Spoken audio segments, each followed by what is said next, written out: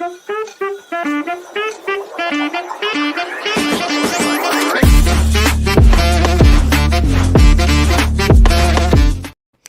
morning, everybody. It is that time again. It is Saturday morning date live or date morning live. I haven't decided yet. Super excited to be here. I'm feeling exceptionally energized, pumped. How about you, Chris? Oh yeah, no, I feel really good, really refreshed. We'll tell you why here in a second. But yesterday was the very first Girl Scout cookie booth, and I was feeling exceptionally tired and worn out, standing on my feet for 4 hours at the booth, playing chauffeur for Yaya as the boss of her own little entrepreneurial program with Girl Scouts. So it was really good, but I was really tired. But this morning got me in a great mood. I feel refreshed for many reasons. Awesome. I am just changing our settings so that we can get going. Yep, and I'll go ahead and share it with our Higher Profits tribe. Yeah. So for you guys that are new, Chris and we do a morning date every morning. It originated because we heard someone say how they own a business and they could never get to date night, like never. If it wasn't the business, it was a kid getting sick. And so they did a morning date. And I was like, oh, that's a great idea, Chris. Let's try it. And we tried it, and we do it like morning date on speed. But I have to go look at my calendar because I keep track of how many. We almost do it every day. We don't do it every day. We try, but we almost do it every day. But we're probably on over 500 morning dates. And this June will be 2 years. Will it? Yeah. Oh my gosh, you're right. This June will be 2 years that we started this trend, and then it started into a podcast. And then when I travel, I meet people that like, oh my God, I've tried your morning dates. Like, I love them. Me and my husband are now having breakfast together, coffee together. And so I love like this movement of like sharing. It's the microtherapy that like we need as entrepreneurs, as husband and wife, as friends. It even makes us better parents. So much so. Because there's more alignment.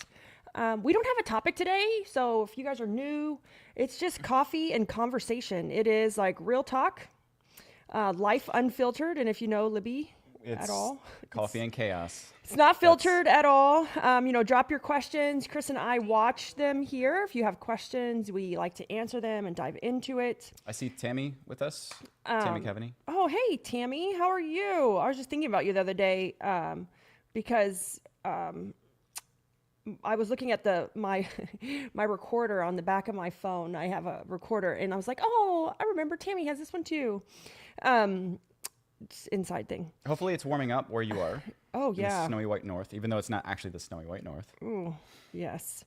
But we'll drop the link in here. Chris and I have started to collect our morning dates, and they're now on a podcast, and you can catch them anytime you want. Like, I think Faith said she was listening to one the other day while she was driving, and she private messaged me about a topic that she wanted to learn more about.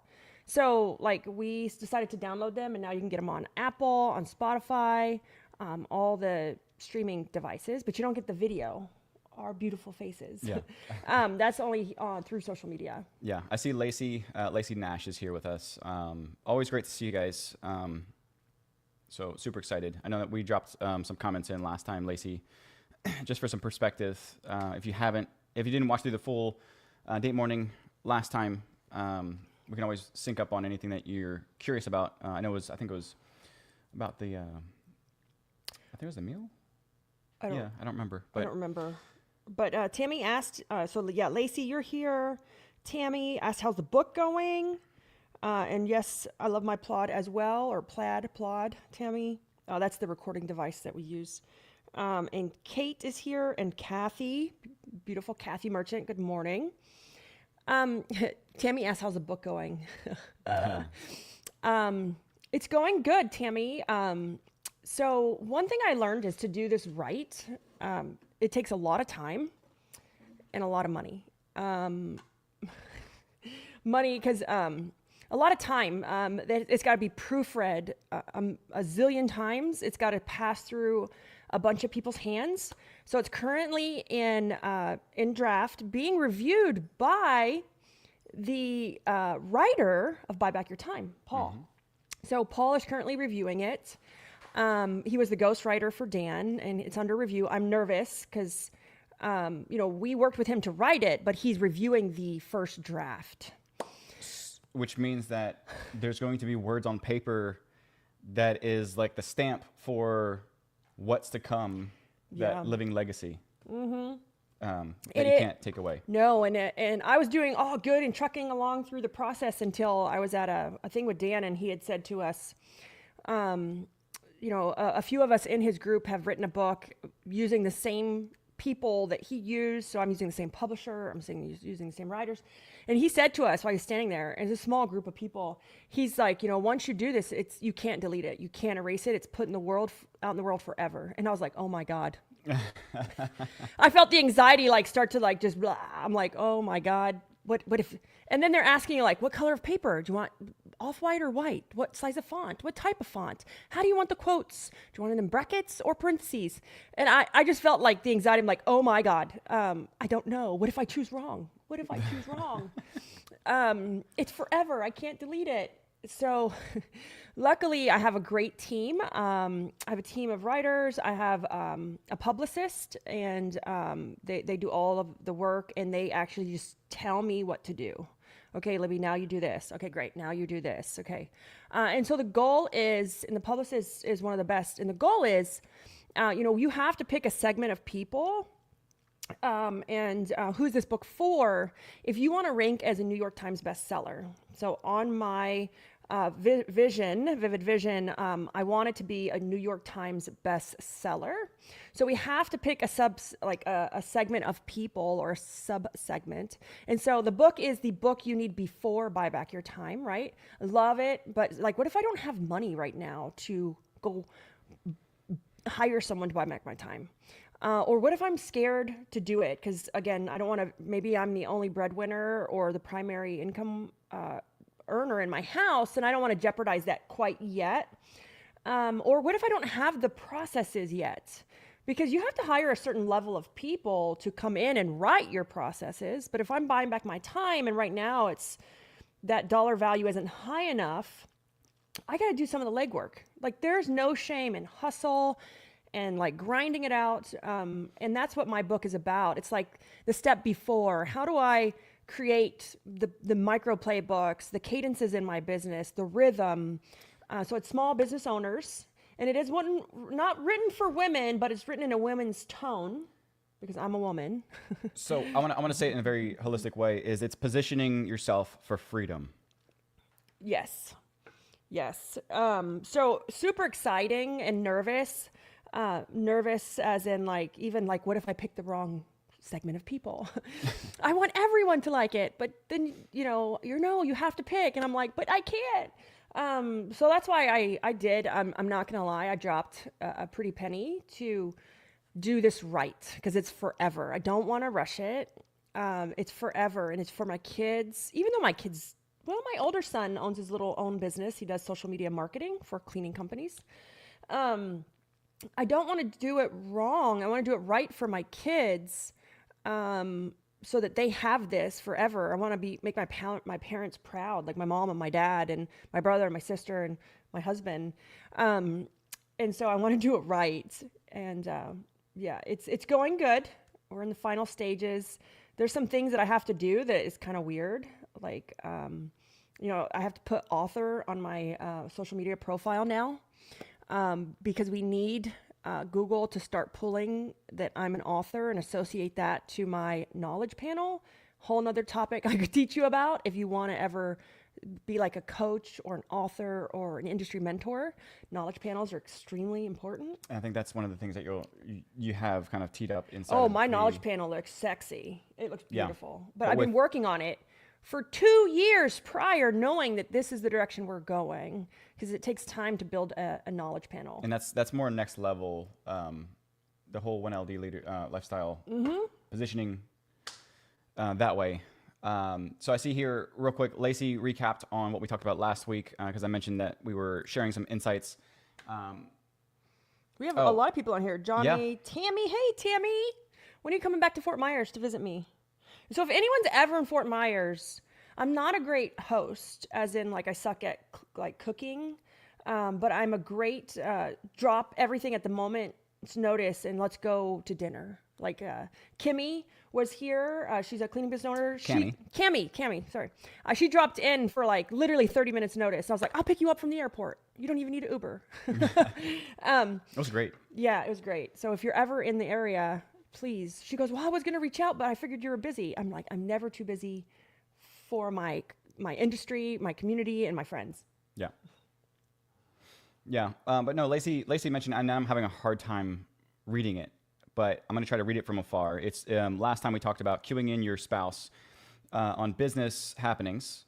It was the 10X mindset. It was the 10X mindset with, what was it? It was 10X mindset with a 10X accountability partner as well. Mm-hmm. Yeah. So great. I loved it. Mindset and philosophy or psychology is something that I love and I love to talk about. Sometimes it's boring, but it's just something I'm really passionate about because if you can figure out people, if you can figure out yourself, then you can pretty much figure out the rest of the world. So what did we do this morning to figure out ourselves? So we had a virtual chakra session. So in my goals and along with like my mentors that mentor me, there are some things that we have to do. They ask us to do. And one is that emotional therapy, right? That spiritual therapy. And so by doing that, like we have certain things in place. And so today we had a virtual chakra session. If you're interested in knowing more about it, it was Michi DeLucian, Chris's sister. She is amazing. So we hired her to guide us through that spiritual therapy, that chakra session this morning through Zoom. It was amazing. I feel like light and energy, and I already have energy, so it could be dangerous. Energetic and just very balanced. So for me, I think what the word that comes to mind for me is more connected. I guess mentally, I feel a little bit more locked in. Connected with what? Like yourself or the world? Well, myself, and also being like in tune with what's going on around me. So I feel more clarity. Good morning, Eliani. How are you? Eliani's on here. Eliani is our customer success specialist for one of our companies. Good morning. Thank you for joining us. As you guys know, everything we do is public, so all of our employees see it. Like whether you're a cleaner for Organize It, you work for Boot Recruit, you're the developer for Sell, Convert, Clean, or you're my children, or my mom and dad, everything we do is public. We have no filter, no barriers, no secrets, and that's an amazing feeling to have. There's no skeletons in my closet no one's going to find. Which is the concept of date mornings. Yeah. But we got off track. So, you were saying that 10X mindset is all about, you were saying psychology is all about understanding yourself and people. Yeah. But I think it starts with us. It does. Mm-hmm. Yeah. Because whether you would like to admit it or not, everything in life, and you've heard this before, this saying, but hold it as absolute truth. Everything in life is a sale. And this is, again, even the concepts. There's a great book, 48 Laws of Power. It'll scare you to death. It's on my desk right now. When I get upset, I go read it, and I'm like, oh, law number 1. Don't outshine the master. Don't outshine the master. But, again, everything in life is a sale, whether you like to admit it or not, whether you feel that I don't want to boil down life into this fundamental practice of selling versus not selling. But at the end of the day, regardless of how kind, empathetic you are, there's still elements of selling, again, winning people over, that will always be there. Whether we want to admit it or not, because I used to be closed out to that mindset of I hate salespeople or I hate sales. But everything that I do, the inflection in my voice, what I'm saying right now has. What are you selling right now? I know what I'm. Everything that I'm saying is in terms of selling something, even if it's adopting a different mindset. You're selling it because you're trying to get your way or your response or my perspective or your outcome that you're like. That's why it's a sell. It's not anything to do with money. No. It's like I'm trying to get what I want. Like whether it's I want this restaurant for dinner, so I'm going to sell it my way, or it just depends. Like, but everything's a sell, and I hate sales, but I don't know why.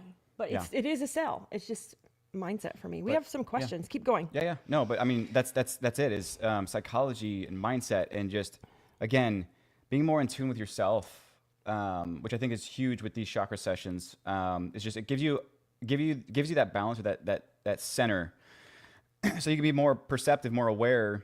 Oh, I want to hire Michi to do a chakra session for the virtual team.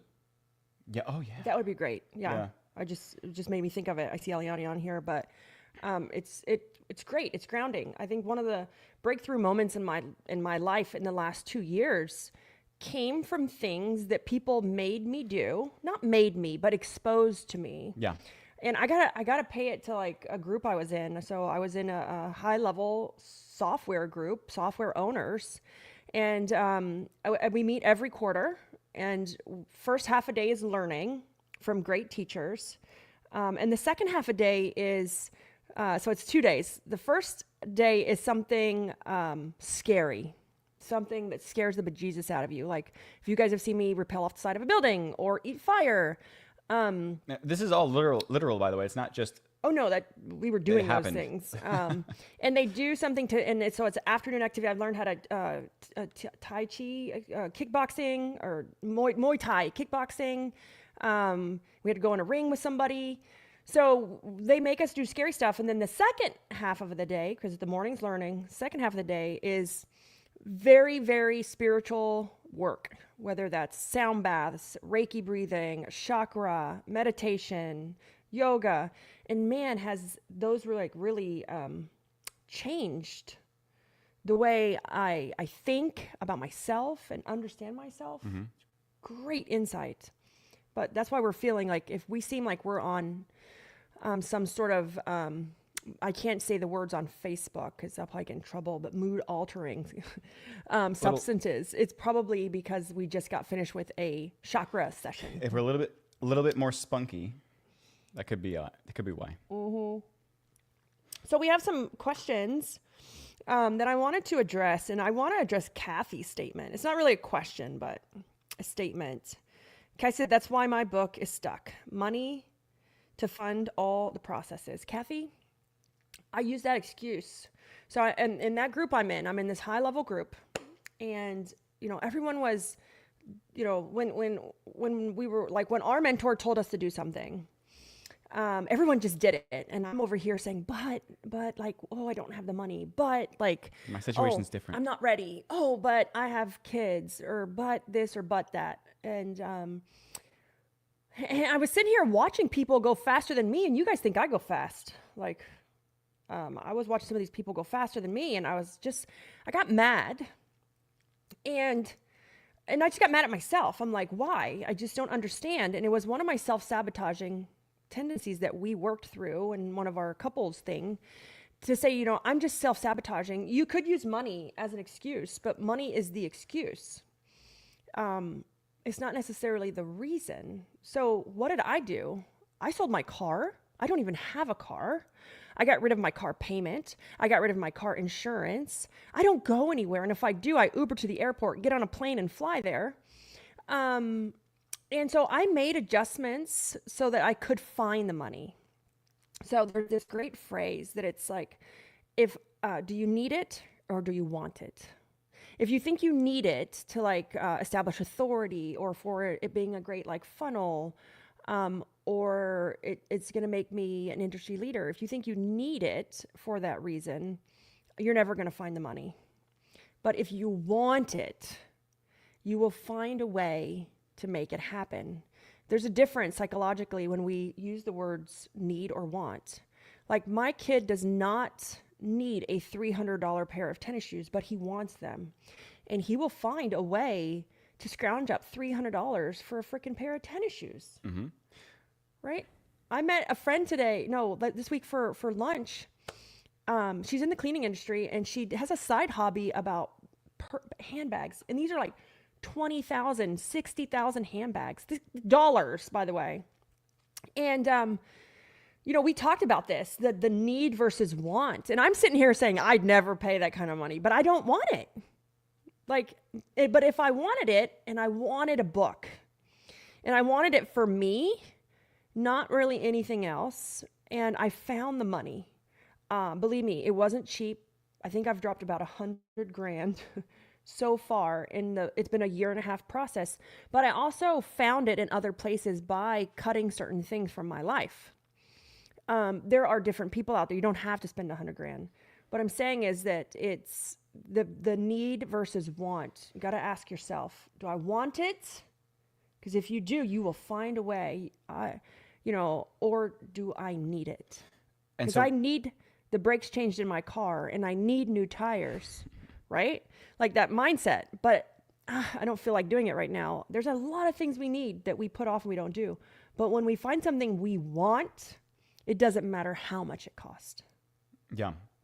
Because fundamentally, and we talked about this last week in our date morning, if you want to recap on that, but need is based on fear.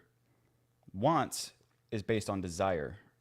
And just as you guys know, desire is a much stronger pull than it is with fear, because fear you want to kind of pull back or retract, step away from. Yeah. And desire, you're talking about, let's just say caffeine, sex, other things. It's it's one of our strongest drivers. And so anchoring those things to desire is going to get you a lot further than it is through the basis of necessity. Yeah, one of my favorite chapters in Think and Grow Rich is sex transmutation, the emotion, and how we take that emotion. It is the strongest emotion we have in our body, how we take it and transfer it to something we're doing. And I actually learned that through when I go live, that emotion, how do I transfer it so that when we are live or I'm teaching in front of people or on stage, I take that emotion with me to make myself a better teacher. Very empowering. Like I never thought that would relate, like when I was reading that chapter, but it's like, wow, this is amazing. This is like and I will say this right now is, I know it sounds crazy right now without context, but sex transmutation, the concept of feeding off of that desire or that anchoring to a desire will bring you very close. It's like the gateway to what you call, some people call it flow, some people call it Zen, some people call it like that pure state of intention. It will be that gateway to that purest state, and with that comes extreme clarity, extreme, I want to say like progress or momentum, forward progress, future focused progress. And so that's why, I've spent so much time learning in the book process. So we're going to go back to the book. Kathy, oh my God. That book pulled every bit out of me. I didn't even know there was some of the stuff inside of me when they pulled it all out, because I went through sessions. Oh my God, I think we went through like 30 some sessions of pulling all of my information out. And I was like, oh my God, I said that? Where'd that come from? But it was I will say it's one of the most exhausting processes, because it needs all of your attention and you have to give everything you have emotionally and mentally, but also like digitally. I had to give them like everything I had because they cipher through things. And it was so interesting and exhausting to just see all of it come out. And that is actually one of the basis of when I said yesterday I launched that I was now starting a program for business owners looking, to grow and diversify and have other companies. But the book writing process is what really sparked this. Because once I got it all out, I said, oh my God, everything I've learned, everything I've done, there's a method to the madness of what I'm doing. And the book really helped me see that, but also structure it to see it, like to see a real program of like, how do you take people through a phase? Because an owner at a $500,000 company is a completely different owner than a $1.5 million company. So I posted something like 2 or 3 days ago, and it said, you know, what is everybody's big milestone for the year? And so many people said $1.5 million. They want to be a $1.5 million company. I can tell everyone what the one thing that you have to work on to get there, almost what it is, and it's mindset. Yeah. It's next level mindset. It's I need to be a different person. I need to show up different. Now need to be a leader instead of a doer. And that all comes from mind and better understanding of ourself. Because at a $500,000 company, I am a completely different version of myself than a $1.5 million owner. Yeah. Completely different. But the book has been, it's been phenomenal and scary all at the same time. Yeah. I was gonna say, because at 1.5 million, mindset does not mean more efficiency, more being able to do more work, things like that. No, it's literally what's inside your head that is the difference. Yeah, it's mindset. It's what's in your head. It's fear. And that's why that group that I'm in, when we meet quarterly, I get to go in 2 weeks to see them again in San Diego.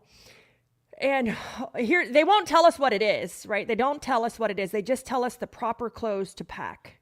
So one time we went and they said, bring a bathing suit. And we were like, oh God, what are we going to do? And they had trained us. They had Navy SEALs come and train us on how not to drown, right? Because it's fear. You have to control yourself. So what they do, they tied our hands together after they trained us, tied our hands together and threw us in a pool so that we could learn how not to drown. Now, granted, we could have stood up tall because we weren't in a pool deep enough, but it was the whole point to stay down and how do we control our breathing and our mindset so that we don't drown. And it was scary. It was probably scarier than rappelling off the side of the building. But it was on purpose and it was controlled and you were putting yourself in those situations. It's mindset. The stuff that happens at a $500,000 is 10 times harder and worse, but not different than at $1.5 million. It's just that, do you have the mental capacity to handle it? Mm-hmm. Yeah. Love that topic.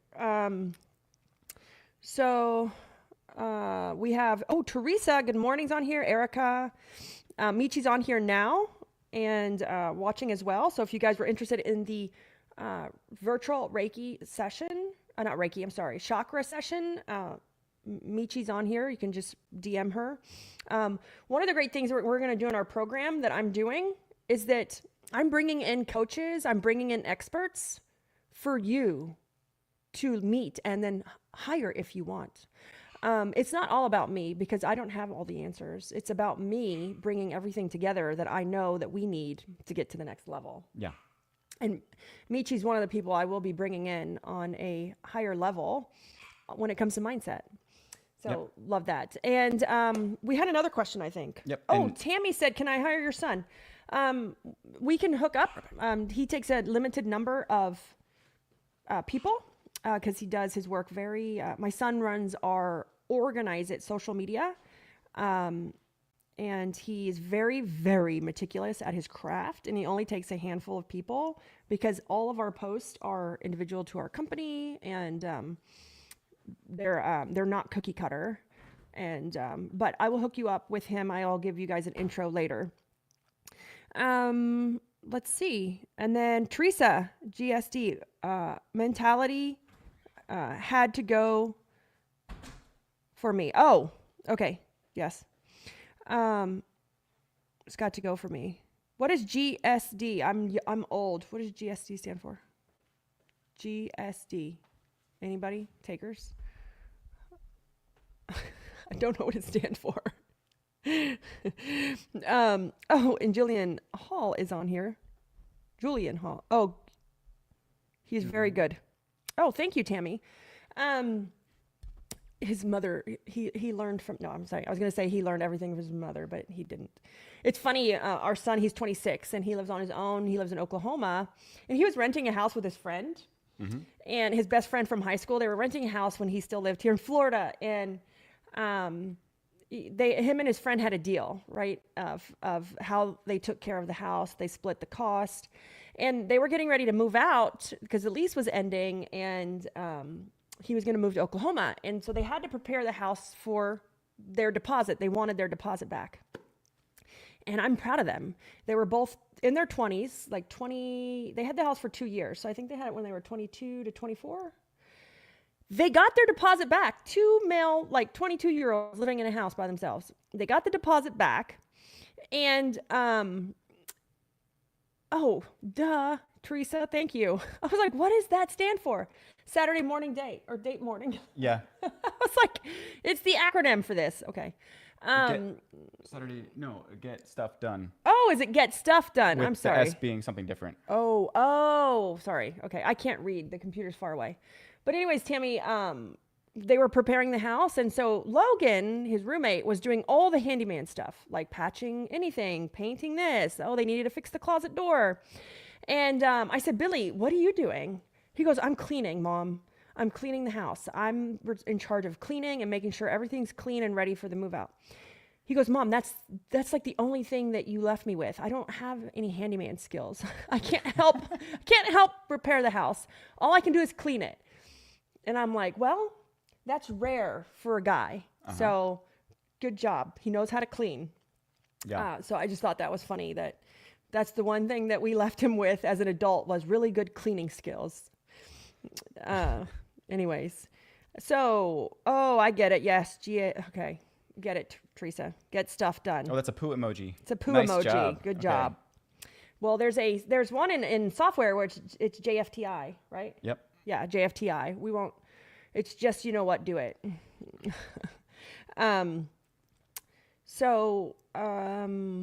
Let's see. I'm just going through. There's tons of people on here. Heather's on here. But we've had, I will say, I didn't have the best week this week. No, but the session that we just did this morning really helped. I didn't have the best week. I want to know who, like, listening have you had this kind of week this week, or is it familiar? I think on Wednesday night, I was up at 1 and never went back to sleep. Oh, you're right. You were up until 5 o'clock. I was up until from 1 to 5, and then I finally passed out at 5, and I think I slept till like 6:30, maybe 7. When I woke her up at about 7:30. He woke me up at 7, and then 2 nights ago on Thursday night, so that was Wednesday night, Thursday night, I was up again all night from like 1 to, I don't even know if I did go to sleep. Yeah, I did end up going to sleep around 5 or 6 for an hour or two. Something popped up on my Facebook feed, and it was Carlton dancing from Fresh Prince of Bel-Air, his dance. Yeah. It is like only 3 hours of sleep or 100 problems, 3 hours of sleep, but I'm still showing up In my fabulous self. in my fabulous self. And that was me this week. That happened to me twice. Yeah. I think I got like 3 hours of sleep on Wednesday night, if that, and 3 hours of sleep on Thursday night, if that. And it wasn't anything bad. We had worked remotely. We picked up and took our laptops to work, to leave the house. If you're working from home, you know it can get so monotonous and boring. So we went and worked poolside. And that did it for me. My brain just went into like ideas and innovation and creativity, and I could not sleep. I was so excited. I wanted to like work. So the best thing to do for me is to not fight it, to just get up and work. Yeah, and I will let you in on a secret that I firmly believe, and that is that your best productivity comes in moments of delirium.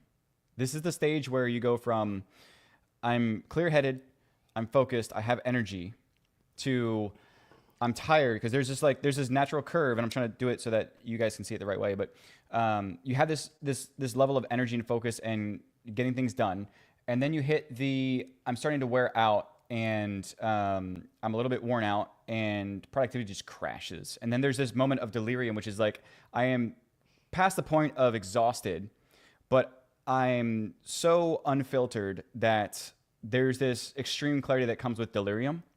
This is like the 1 o'clock in the morning where you're so tired, but somehow your hands are still typing on the keyboard.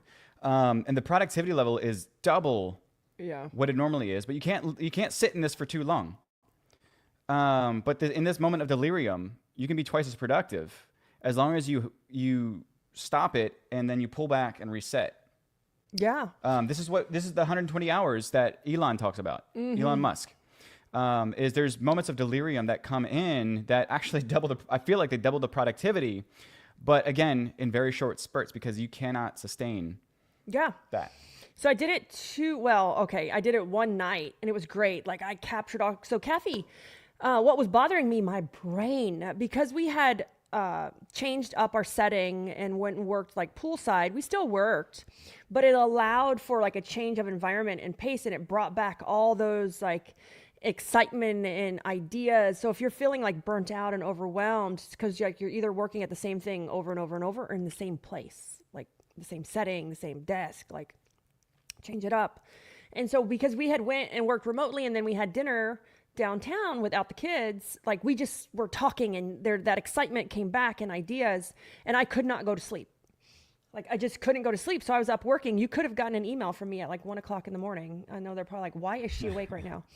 And nothing was bothering me except for the fact that like, I felt like if I slept right now, it would be a waste of time. And so that was Wednesday night. And then Thursday night was a whole different reason why I couldn't go to sleep. It was, we talk about our health journey a lot here, and I have severe allergies. I have an autoimmune issue that causes really bad allergies to certain things.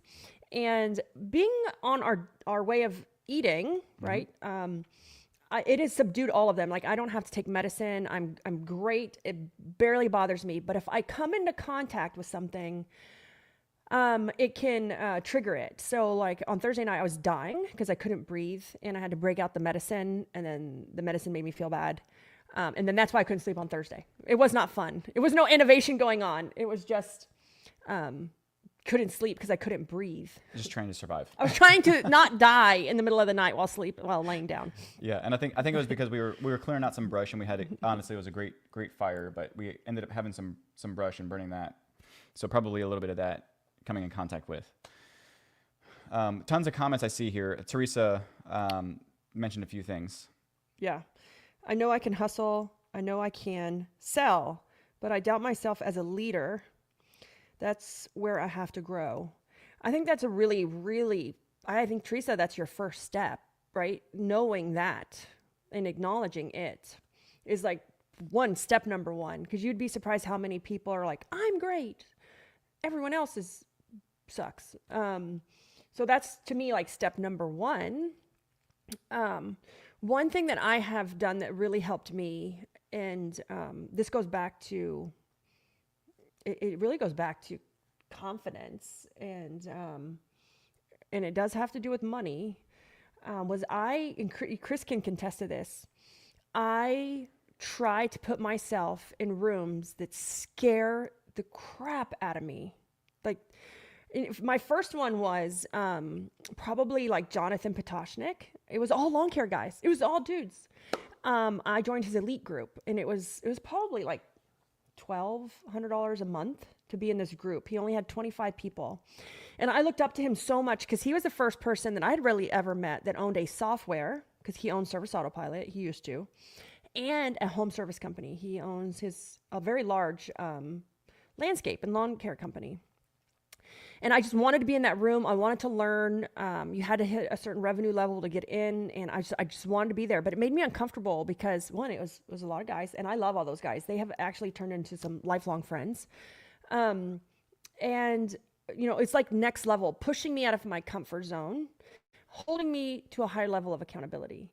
And then I joined the Dan group. After that, Jonathan shut his group down because he went like on a sabbatical to rest. And he had been mentored by Dan. And so then I went to Dan and I joined that group, and it scared the living daylights out of me. And this was before Dan Martell was famous. It scared the living daylights out of me, but it up-leveled me, just me as a person, Teresa. It's like, oh my gosh, I got to have my crap together. Like, I got to show up. There's no comfort in these groups. Like, there is no comfort. They're nice people, but when I mean comfort, I mean they're going to hold you to a standard that they see in you that you don't even see in yourself. Yeah. And then I've taken the next level, and I actually hired the coach that coached Dan Martell. And that is like next level. And so there's this great statement is that you hire a mentor to find your next mentor. You don't hire a mentor to stay with that mentor forever. That mentor is meant to expose you to the next mentor. And if your mentor's not doing that, then maybe look at your mentor. But the whole point is like, who taught them? And then it's to the next. And every, the new group I'm in, the guy that taught Dan, he made a really powerful statement. He goes, it should last 3 years. Like, you should get what you need in about 3 years. And then you're looking for the next thing, right? And if maybe the group doesn't have that, then you have to leave, or you have to find the next mentor, because you can only take so much from one person, right? There's only so much to learn. And so I keep chasing the mentors of my mentors. And I'm like, ooh, I want to hire them. Now, here's the thing. It's extremely expensive. Like, extremely. What I pay for one of the groups is probably what somebody makes annually a year. Probably, and I'll say this, probably what a lot of people make with in revenue in their company as well. Total for the groups I'm in, probably. For one, you're looking at $60,000 to $80,000. But I didn't start there, right? I started with I saw this group, I like them, and then like, okay, who's teaching them? Yeah. All right, now I'm going to chase that. And then now, like, who's teaching that person? And then I started to then hire these people because I'm like, I love how they do this, but where's the source? Where's the source? Where's the source? Yeah. And that's a great point, is having some of the groups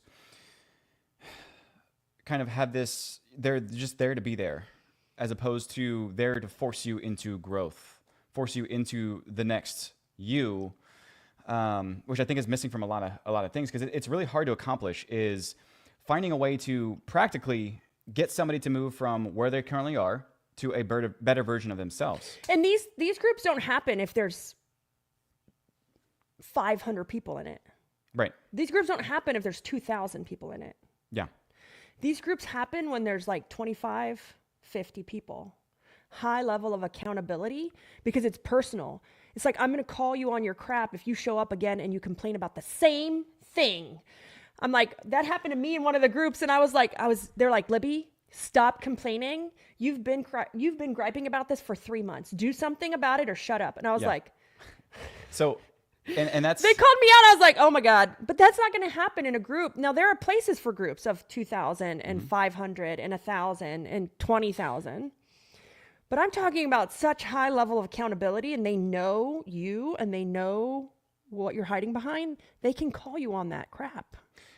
And that's exactly the concept of mastery, and the idea of 10,000 hours is, at a certain point, the amount of training and refining, one is your innate talent, and two is your skill sets of what you currently know, is at a certain point, there's that glass ceiling. We've all heard it before, is there's a certain point where you hit this glass ceiling and you have to break through. But the problem is that a lot of these larger, more generalist type of groups won't allow you to have enough pressure to break through that ceiling, because at that point, you've maxed out the ability to refine your skill set, refine your innate talent, because you then need to start all over with a brand new set of skills or a brand new set of talent to refine and perfect. It's like you've grown 80% and you are really locked in, but for mastery, it's that in that 20% into that 5%, that is really going to take you to the extreme where you don't see, again, law of diminishing returns is you don't see the output of results as easily as you did with the first 80%. You now need to perfect the stuff that doesn't feel like it's worth perfecting. And that's where these smaller groups come in, because they will force you into that perfecting the things that you don't feel are going to lock you into the next level, but it will take that what is needed to break through that ceiling where you can't get it elsewhere. Yeah. And one thing that, as I was explaining this, listening to Chris talk, I don't think this can be done with one-on-one coaching. I do one-on-one coaching for the cleaning industry, but looking back at like, how did I do this journey? How did I map it out? How much money was I willing to drop? And believe me, when you pay, you pay attention. Like one of the groups I'm in, I'm like, I pay so much money. I'm like, oh my God, you better do this crap. Everybody better show up. Like, and you actually get fined by not showing up. They charge you $500 if you don't show to the meeting. They have your credit card on file. They don't play.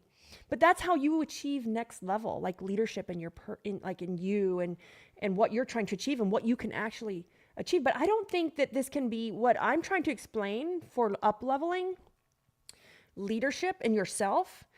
I think that it's really hard to achieve that in one-to-one coaching because it's just you and the coach, right?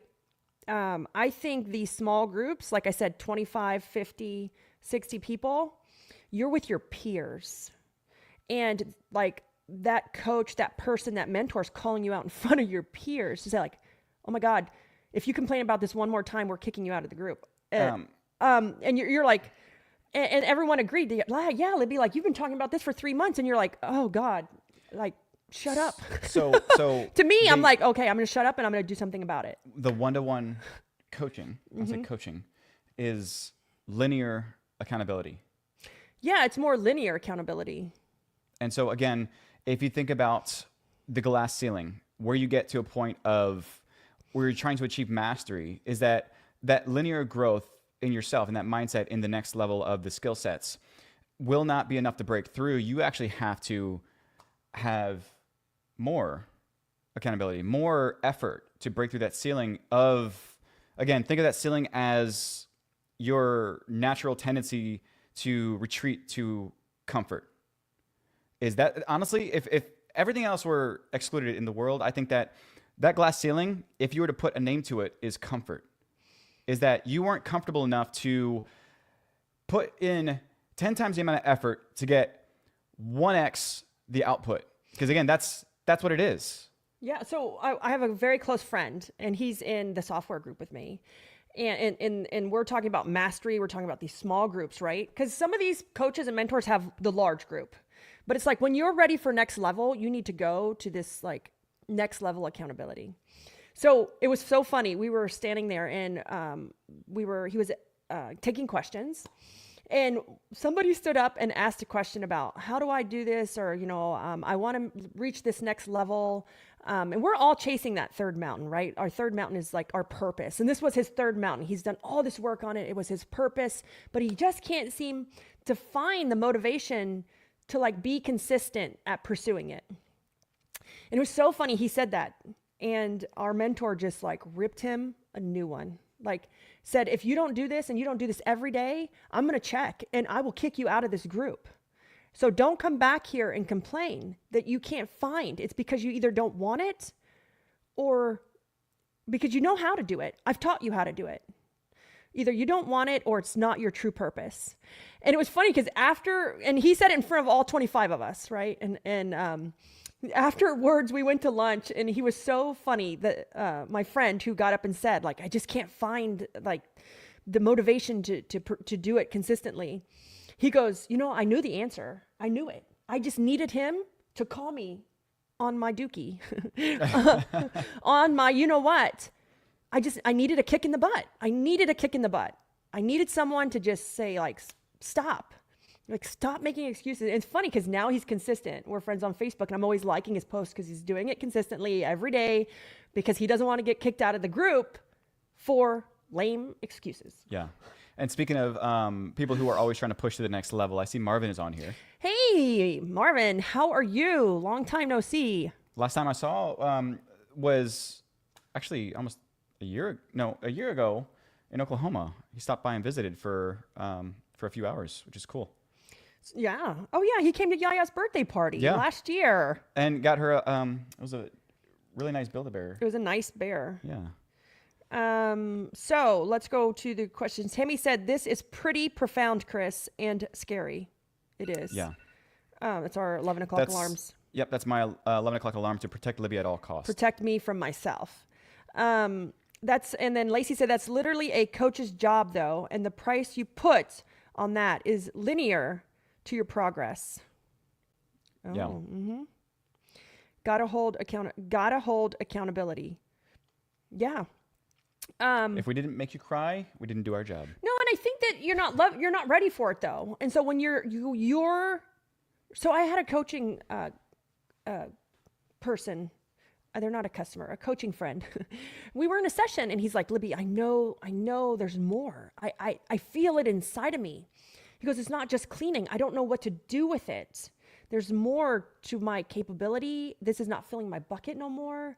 He's like, there's just so much more and I can feel it, but I don't know how to pinpoint it.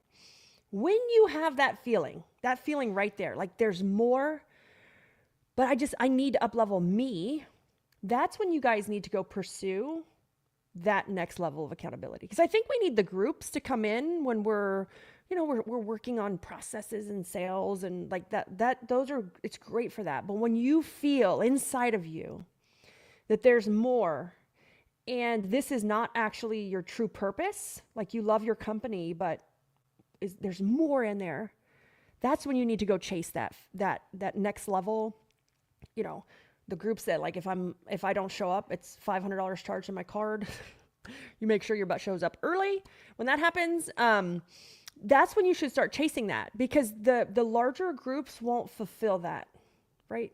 It's the community's great and the processes and systems are great. Don't get me wrong. I love processes and systems, but there is something missing that still lives in there. And that's when you have to kind of go find that next level mentoring, next level coaching, or just next level exercise. Like maybe you don't even need to hire a coach. Maybe you need to have some spiritual therapy. Because that's where it goes from, if you're catching yourself in that rut and that feeling, but if you stay in the mindset of just talking about it, and I want to say this real quick, is if you feel like you're just seeking out other peers to just talk about it, you will stay exactly where you are as long as you are just talking about it. I was mortified when they said, "Libby, stop complaining about this, do it, or please leave." I was like, oh God, I'm just talking about it. I'm just complaining. Like, do something. One of my grandma's sayings, it's time to piss or get off the pot. I could get banned from Facebook soon, but that's like literally the saying. It's time to do that or get off the pot. Mm-hmm. Because you're just sitting there. Yeah. And my grandma was an old, fun country lady. Man, I remember as a kid, she'd ask me to give her a Pabst Blue Ribbon and a cigarette. And I didn't even know what that was at the time. And it goes to show you how old Pabst Blue Ribbon is. But it's one of those things where if you're feeling that way, and that's the way I felt, and that's why you might see this evolution of change like in me or in Chris, because I invite Chris to come with me. We talked about this on the last morning date. I invite, hey, I just signed up for this group. They'll let you in. You're on my team. And I'm like, if you want to join, sure. And that's how I bring my whole team. Eliani, she was on here. She's in one of the groups that we're in that's part of the software of Dan Martell's SaaS Academy. She's in there as my head of customer success. And she loves it because you have to bring them with you too. And if you want to come, great. And if you don't, tell me, because I'm going to invite 4 other people or 3 other people that want to learn. I don't care if you're a manager or a cleaning technician, entry level, or if you're our COO. You're coming with me if you want to learn. And if you don't, that's fine. Just let me know so I can invite somebody else. It's that alignment, that vision. Who is going to be there with you to drive you? The second you say, just let me know, because if you don't want to, I'm going to invite somebody else. Whoa. They're like, wait a minute. wait a minute, what do you mean? You're Yeah. going to somebody else. Yeah. So Teresa said, how do you shut, so she said, how do you shut that fear out to take action? I have a suggestion. Do you have a suggestion? So I do have a lot of personal thoughts, and kind of I want to be a little bit more bold in what I think about myself. But you go ahead first. Okay. Teresa, the way I've learned and the way they've taught me is to do scary things intentionally and controlled. So that is why, like, I say, okay, like, we're going to throw you in a pool with your hands tied behind your back. Try not to drown. Rappel off a 475-foot building. Eat fire. I feel that doing things that scare us intentionally, setting it up to do it on a certain cadence regularly, teaches you how to face fear. Face the fear. It teaches you how to breathe through it. It teaches you how to... It's all in our mind. So, like, literally, when I was getting to rappel off the side of the building, I don't know how I did it. We were eating dinner on a rooftop this week. And I told Chris, I'm looking down. I was like, I don't know how I rappelled off the side of the building. Because, one, it was higher than this building, probably twice as high. And I'm like, I'm scared right now. And I'm just eating here. But when they had us do that, it's all in our mind. Fear's in our mind, right? And so having us do this intentionally, scary things on a regular, right? I learned that it's all in my mind, and I can talk myself through it and breathe myself through it, right? So, when I was in Service Autopilot Elite with Jonathan, he did the same thing with us. He would expose us to scary things. Not necessarily scary, but adventurous things. Dan does more scary things. Adventurous things to talk myself through it. It's all in my mind, and I can sit here and coach myself through the fear to get to the other side. Yeah. And that's the reason why honestly, like, I love rock climbing. For that exact reason, is that I am terrified of heights. If you don't know me, I am terrified of heights.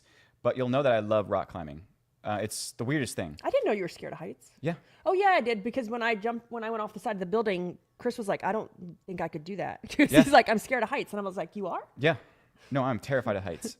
But again, I am driven to rock climbing, and that's where I first learned, without knowing it, breath work. And that I was able to, again, because the higher you have of the grades of climbing, the more centered and focused you have to be about every move being as intentional as possible. Because again, you're talking about crimps and little things that are so hard to grab a hold of. I mean, you might go to the gym and you'll climb through and you'll have these big jugs or buckets, things to hold on to. That's not what I mean. What I mean is, like, things that you can barely even pinch with 2 fingers, and you're spread across the wall, and you're trying to hold yourself while also looking down to find a place to put your foot. And you're looking down 40 feet down, and you're like, oh my God. But it's having to force myself through that mindset to keep this extreme clarity. And I learned how to do breath work through climbing, and how to control my body movements so that I was not shaking, I was not sweating. Because if you sweat, you slip off and you fall. Yeah. But you had to learn to control, again, even your internal mechanisms with your body, so you don't sweat while you're climbing. You don't have this buildup of anxiety. You have to control your breathing. You have to control your mindset as much as possible while looking 40 feet down, and figure out how to get the heck to the top so that you can get the heck down. That's where I first learned it, and it's something that really, really drives me. And I've noticed that I've been able to, after realizing it, start applying this to every part in my life. I now teach this to Yaya in terms of breath work, controlling the fear mechanisms, to start to kind of take control of it. She started to experience this, and this is why I expose her to things that scare her. Girl Scouts is a great thing. And you'll see that she has an element of fearlessness to her, the same way that her mom does, because we have continuously exposed her to these moments of fear. these moments of anxiety, but let her work through it in a controlled, patterned environment. Yeah. Um, I think a big thing too, this is a great question, Teresa. And it's also, so it's when you're doing things on purpose that scare you, you learn how to coach yourself through it. But the other side of that too is it takes a tremendous amount of trust. So you're building trust while coaching yourself through it, which a lot of us lack trust. I'll admit, when I first started business, I didn't trust nobody. Like nobody. No one can do it as good as me.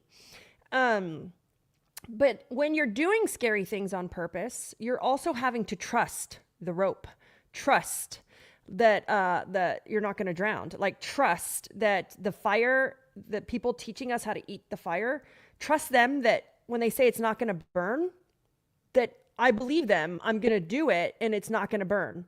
Even though I did it wrong and it burned the first time, it's okay. Because I learned, like, you're like, oh, and then when you're hit with an issue, when you're hit with somebody quitting, somebody trashing you on social media or your business because it was a bad hire or bad employee, when you're hit with those, you're like, oh, this is a piece of cake compared to rappelling off a 475-foot building. Like, oh, this is easy. This is nothing. And I think it's because if we're living, and I want to ask everybody this.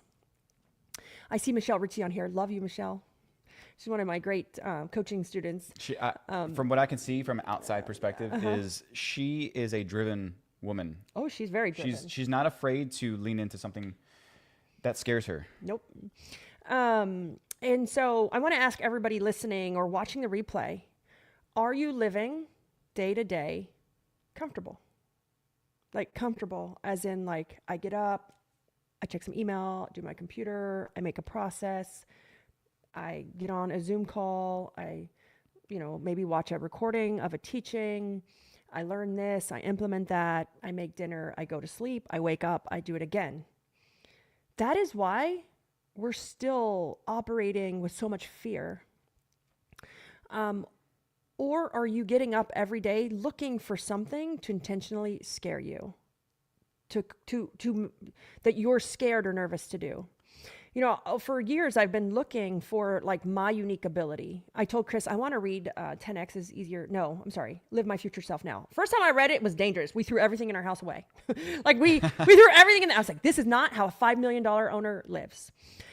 Dangerous. But I want to read it again because I have kept pushing through fear. So like, how many people are here scared to go live on social media? Like at a drop of a hat, pick up the phone and go live. It scares a lot of people, and it used to scare me to death. I would never do it. I was horrible, but I do it every day now. I do it every day. And now it's like a piece of cake. I'm like, I'll go live. I don't even brush my teeth or my hair. I'll go live. Like, sure. Thought comes into my brain and I'm like, oh, I'm going to share it right now. Because if I don't, I'm going to forget. Yeah. Like, did you guys see my live in the bathroom the other day with my shampoo? I was like, I'm going to do it right now. Yeah. I've been doing it so much every day that now it's so easy. And I thought that was my unique ability, like to be able to like go live or be on video. I'm like, no, that's actually very superficial to say that's my unique ability, because now that's become easy. Yeah. And so everybody here saying me, yep, yeah. And I'm not saying you have to go live. I'm just saying that used to scare me, but I had to do it. For us, we did it during COVID to help our business kind of get through. And I did it with our customers. I was like the information source of disinfectant and like cleaning, so that please use us because we need to pay our bills. Yeah. During COVID. And I had to do it. And because we did it every day, my goal was every day. Now it's like, oh, this is easy. But are you waking up doing that? And that's not a true, like, that isn't your purpose, right? To wake up, make a process, watch a module, go on a call, great, cook dinner. No, if you're an entrepreneur, there's so much more inside of you that you have the ability to do because of how we're made and wired. Consistency brings comfort, and comfort is that ceiling that will keep you there. Yeah. And it's just interesting. Like, and it can be anything. An example is like, when I wanted to bring a Reiki breathing exercise to some of my friends because I was exposed to it from my mentor, and it changed my life. Was I skeptical? Sure. Was I scared? I wasn't scared, but I was kind of uncomfortable. I'd never done one. And then when I did it, and I've done it like 3 or 4 times now in the group we're in, and then I brought it to some friends and I was like, hey, I want you guys to try this. And they were all like, no, I don't want to do it. No. Oh, I don't like, cause it's supposed to be like, you have like this out of body experience. Oh, I want to be able to control everything, but it's your mind. You can control it. And they're like, no. And I just kind of thought to myself, and this was just a breathing exercise. Even if that little thing like that scares you, do it. At the end of the day, you can control it. Going climbing, does it scare you? What makes you uncomfortable? Because there's a difference between uncomfortable and fear. Yeah. Right? And I think we just first start with what makes us uncomfortable. Like, let me just make myself uncomfortable. Then I can work up to fear. Uncomfortable it's microdosing your fear. It's microdosing. I've never microdosed. I've met a microdosing. We're talking about something else. I've met a coach. I went to a speaker's training, like to learn how to speak on stage. And there was a microdose therapist there. And I was like, ooh, I've never heard of that. Tell me more about it. But it's the microdosing we need of uncomfortableness to get to those big scary things. So, for Teresa, you're going to be able to rappel off the side of a building right away, or like do those really scary things, but microdose every day. What can I do to make me uncomfortable? So that I can, it's just like anything, like exercise, practice, consistency. I'm going to tell you what one of our employees at Woot Recruit does. I love him.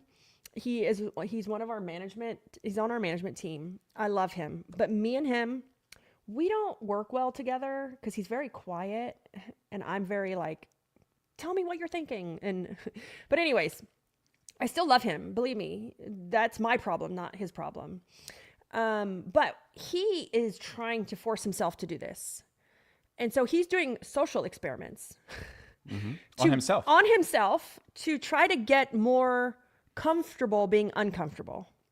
And so what he's done is he's like going out in public, wearing things that he wouldn't typically wear to purposely make himself uncomfortable. And not just typically, but things that are completely out of his nature. And he like dyed his hair purple.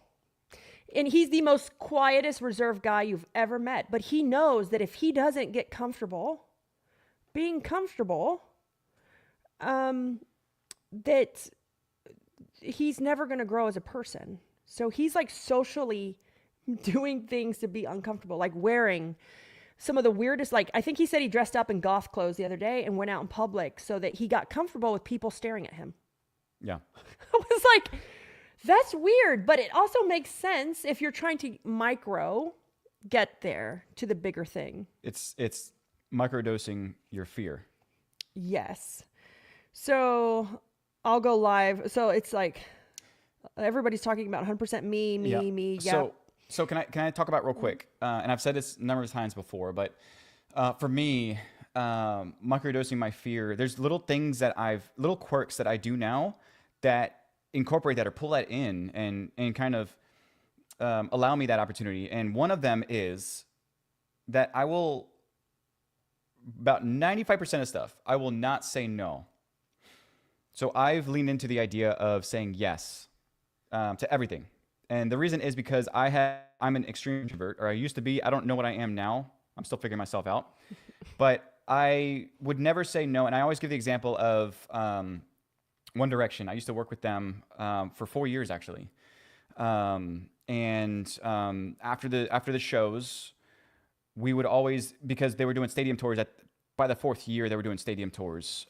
Chris never saw so many A-cup bras in his life. Yeah, thrown on stage. It's ridiculous. It was insane. When he worked for One Direction. Yeah. Sorry. Yeah. But after the shows in the stadium, there would be this time where you wouldn't break down because you'd usually be in the stadium for a number of days because it takes days to set up and 1 day to break down. But under the stage after the show, the boys would come and hang out and just kind of hang out with the crew. And I remember I think Who it are was, the boys? the One Direction boys. So Yeah, it's, I know. You yeah, said the Niall, boys. They don't know who yeah, the boys are. but Niall, I remember him specifically. He was down there and he asked me if I wanted to, again, they're over 21, by the way, at that point. So were you.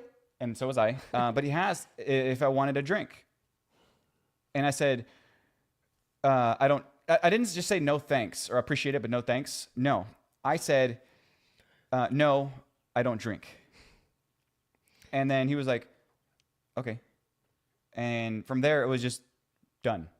But what I ended up taking from that experience was, number one is I put up my wall of insecurity. I said no. I didn't even lean into it.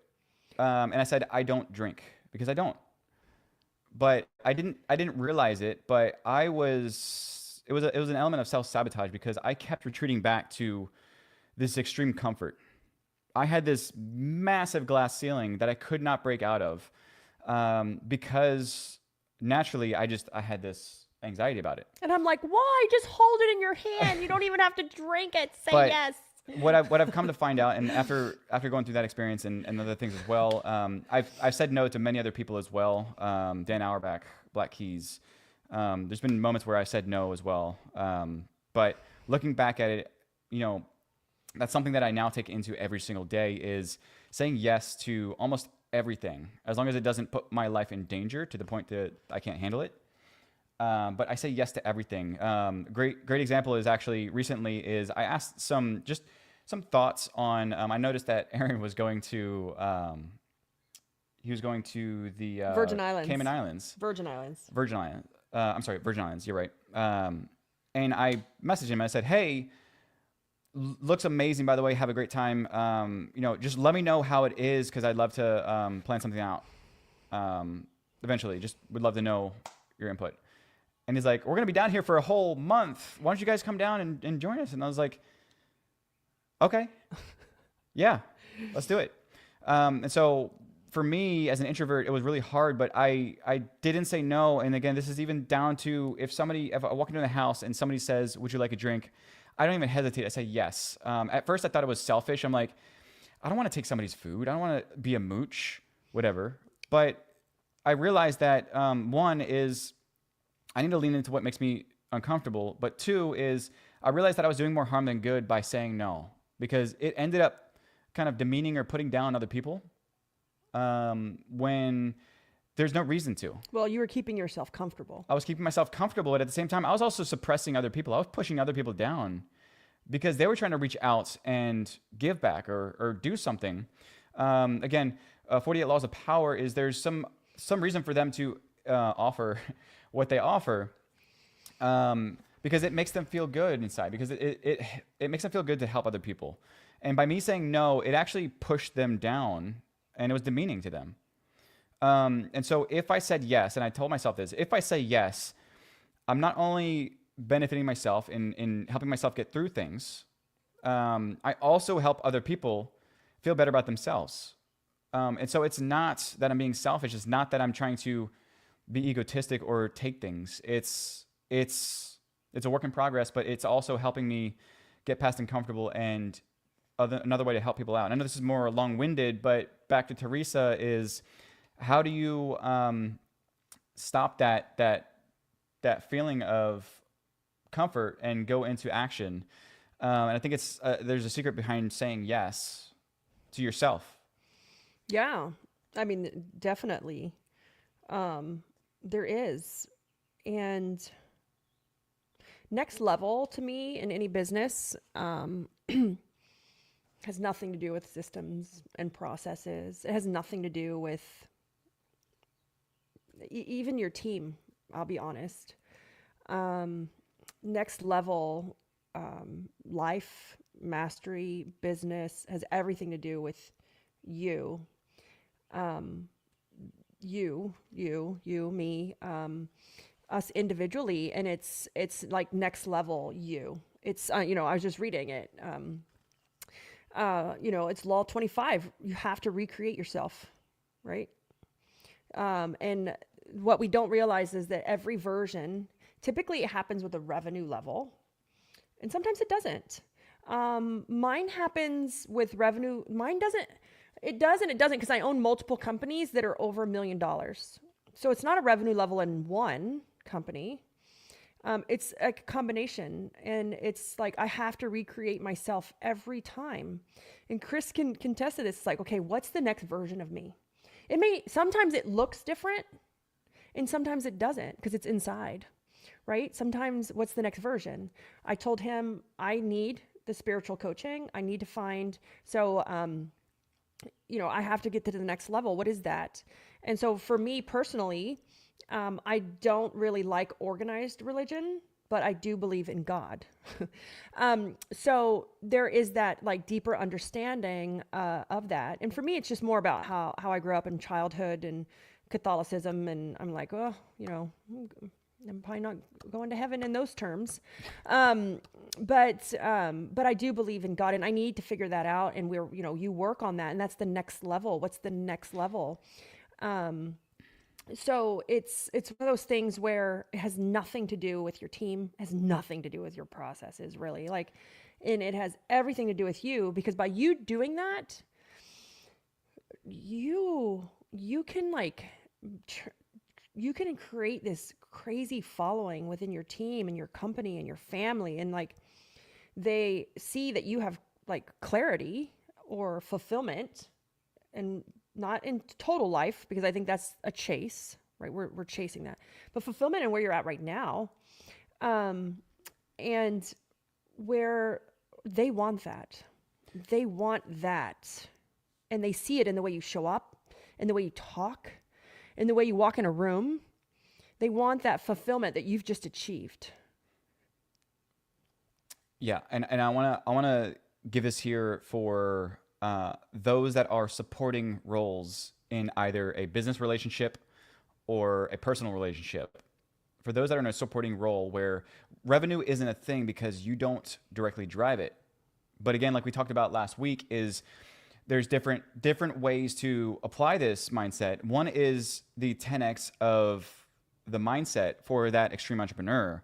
But then there's the other level of the 10x level of understanding, is these changes in yourself can also happen with a complete reconstructing the understanding. Even though you don't directly apply it to revenue or output, there's another level of you in terms of understanding that happens. You can strip it back every time you reinvent yourself.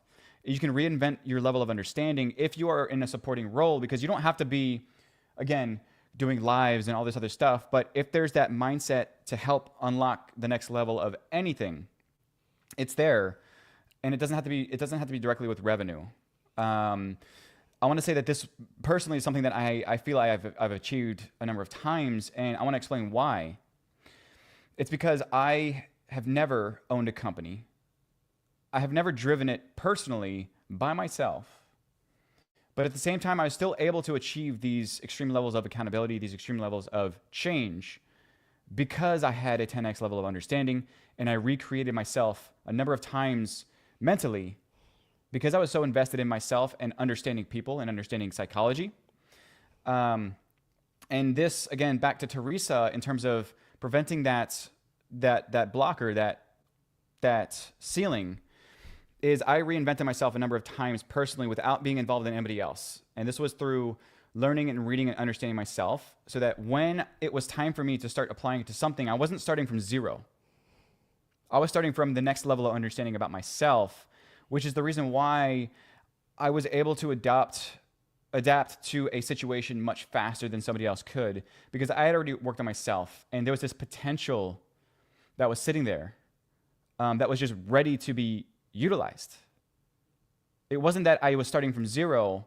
I had built up this reinvention of myself and of my potential. Well, there's a statement, and I want everyone to remember this. And this is in anything in life. So as you guys all know, I don't even remember how old I was, but I had to start all over, kicked out, lost everything. And what Chris said, he wasn't starting from zero. This is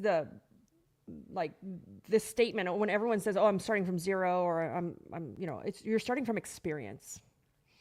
We're never starting from zero. right? We're starting from experience. And if we take that mindset with where we're like, when we go in to do something else, when we go to work on something new, we're starting from experience and in knowledge. Yeah. Not from zero.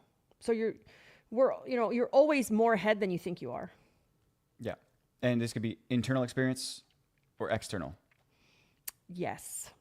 So for Teresa and Michelle, this book was recommended to me because, again, I am focusing on that spiritual journey and Many Lives, Many Masters. It's a book. Very interesting. It may not be for everyone, may not be everybody's cup of tea. Very, very interesting. Just when you read it, you're kind of like, so many things now make sense. Very good and interesting book on that, kind of that spiritual journey of self-discovery. So love that. Lots of people on here watching, new people. Mike Klopak, hey, I know you. Awesome. Watching, but essentially we've been on for almost 1.5 hours there. 1.5 hours. And Kathy said the best thing you ever taught me was to teach from experience, not theory. Thank you, Kathy. That is probably one of my most profound moments in life. So I'm an EO, which is it's Entrepreneurs Organization. It's a global network of entrepreneurs. And I'm an EO, and I'm in the Miami-Dade chapter. I drive 2 hours to go to these meetings. So everyone's like big Gino Wickman fans and EOS. This is where it started. I love to go to the source. Where did it start? Like Cameron Harold mentions EO in Second in Command, and I'm like, go to the source. So I've been an EO for 2 years now, and man, Kathy, EO taught me so much about myself.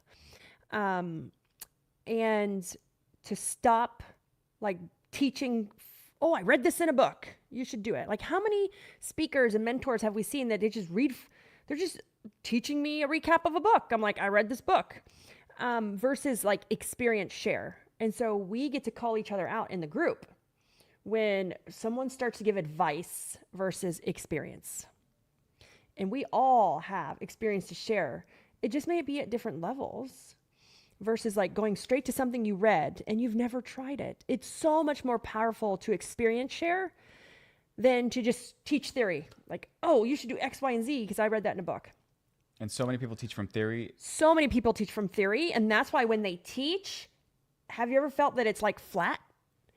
Or there's no emotion in it? Have you noticed that like my teaching has gotten much more emotional and passionate? Because I've learned to share from experience versus like some great thing I read in a book. It's next level, like sharing or teaching. But I love it because it taught me in EO, because they'll call you out. You'll be like, whoa, stop. Gestapo. It's called Gestapo. Don't ask me why. I was like, you're teaching, or I'm sorry, you're giving advice, no advice. You have to say like in my experience, or if I were in your shoes, like, so that it teaches your brain how to do that. And it was so hard for me because we want to word vomit everything we read, everything we learned. My friend tried this. You can't. It's against the rules. And then this year I somehow got elected to be the moderator, which also taught me how to shut up and like moderate.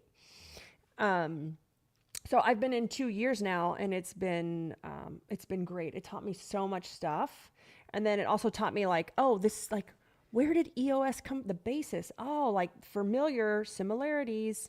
And then like, like certain things that you read and come into play with, you're like, that's... It's not entirely EOS because there's different things that are not included, and they explain that as well.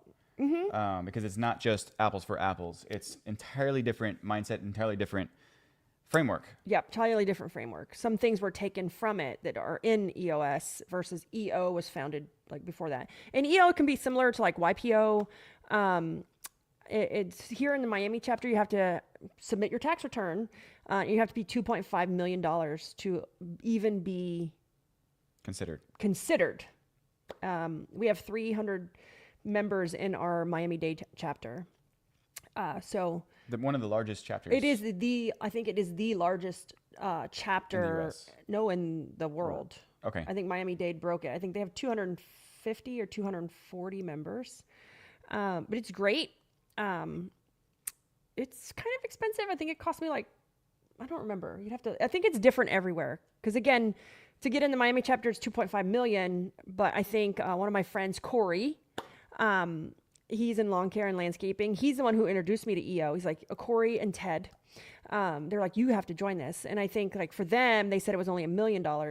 And you have to actually submit your tax return. I'm not sure if it's a regional thing or not. I think it's regional. But I think because Miami, it's much more money.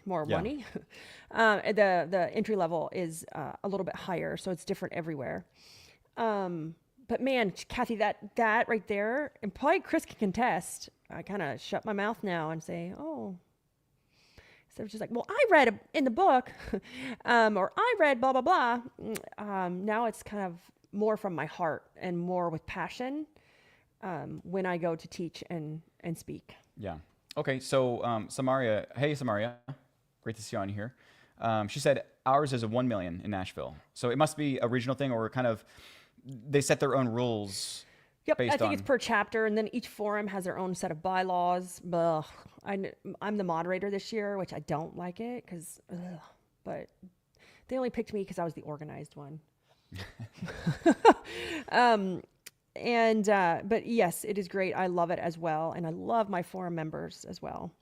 But we'll wrap up. We've been on for an hour and a half. We come on every Saturday.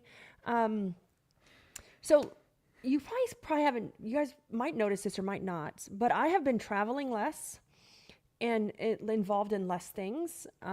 This is my commitment to 2025, is to not travel to speak on stage or to teach.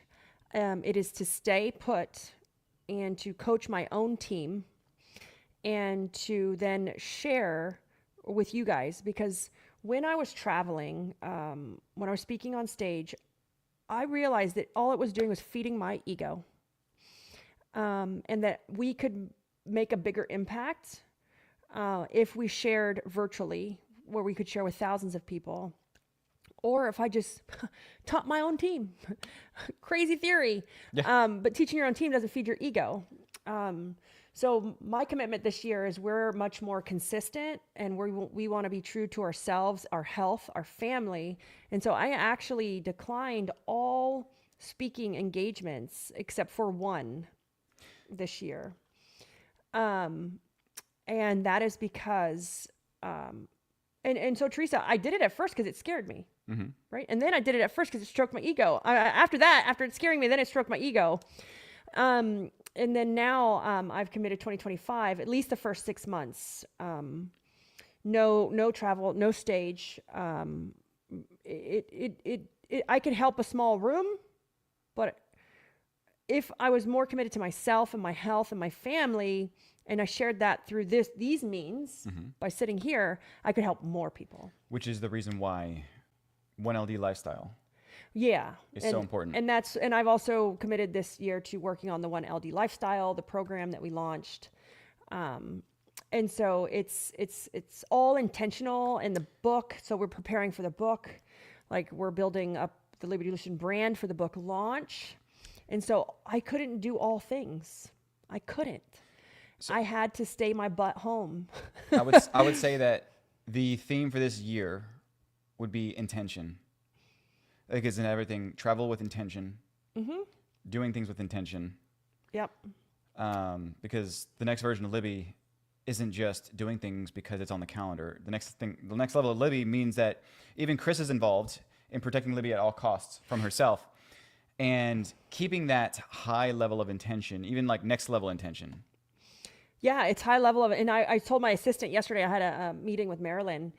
We're planning a trip, but we're getting all of our virtual team together. So I'm so excited for that. And so it's a massive project. But I told Marilyn, I said, oh my God, there's nothing on my calendar. Like I can actually work. There's no training. There's no any, like there's very little on my calendar. It's very intentional. So I'm excited for 2025 because I'm doing less to do more. Yeah. Crazy thought. Crazy thought. Do less to do more. Hope you guys have a great weekend.